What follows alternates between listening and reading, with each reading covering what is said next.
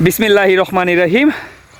ইন্নাল হামদালিল্লাহি ওয়া সালাতু ওয়া সালামু আলা রাসূলুল্লাহি ওয়া আলা আলিহি ওয়া সাহবিহি ওয়া সাল্লামা তাসলিমান কাসীরান মাজিদান ইলা ইয়াউমিদ্দিন। আম্মা বাদ। আসসালামু আলাইকুম ওয়া রাহমাতুল্লাহি ওয়া বারাকাতুহু।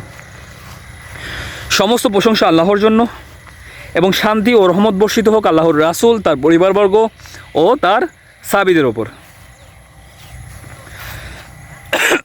এবং শান্তি ও রহমত বর্ষিত হোক কিয়ামত দিবস পর্যন্ত। আল্লাহ তাআলা সূরা বাকারার 250 নম্বর আয়াতে বলেছেন, আর যখন তারা জালুত ও তার সৈন্যবাহিনীর মুখোমুখি হলো, তখন তারা বলল, হে আমাদের রব, আমাদের ওপর ধৈর্য ঢেলে দিন, আমাদের পা স্থির রাখুন এবং আমাদেরকে কাফির জাতির বিরুদ্ধে সাহায্য করুন। মানে তালুত তার সৈন্যবাহিনী নিয়ে, স্বল্প সংখ্যক সৈন্যবাহিনী নিয়ে যাদের সাথে লড়াই করতে গিয়েছে তারা হচ্ছে আমেলেকা সম্প্রদায়। মানে তারা অনেক যুদ্ধ বিশারদ ছিল, তারা মানে আর কি ওই সময়ের মধ্যে চেষ্টা ছিল যুদ্ধের মধ্যে। সে কারণে যখন তারা সেই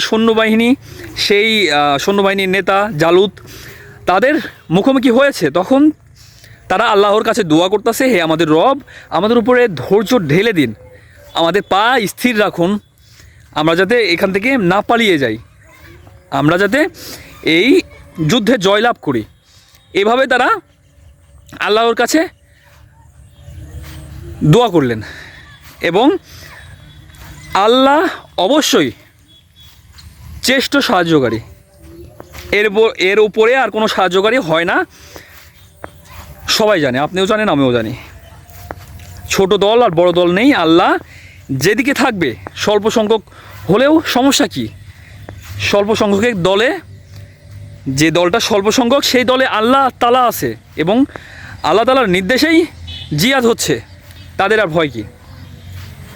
সবাইকে বোঝার মতো তৌফিক দান করুক এবং আল্লাহ রাসূলের মাধ্যমে যা কিছু পাঠিয়েছে তা গ্রহণ করা এবং তারপরে আমল করা তৌফিক দান করুক। সবাই 5 ওয়াক্ত নামাজ পড়বেন, সবাই আল্লাহর রাস্তায় আসেন এবং আপনার চারিপাশে আপনার পরিবারের, আপনার বাবা, আপনার মা, আপনার সন্তান, আপনার স্ত্রী এবং আপনার পাড়া প্রতিবেশী, আপনার আত্মীয় স্বজন, আপনার বন্ধুবান্ধব সবাইকে 5 ওয়াক্ত নামাজের দাওয়াত দেন, সবাইকে 5 ওয়াক্ত নামাজের আওতায় নিয়ে চলে আসেন। সবাইকে বোঝার মতো তৌফিক দান করুক, সবাই 5 ওয়াক্ত নামাজ পড়বেন।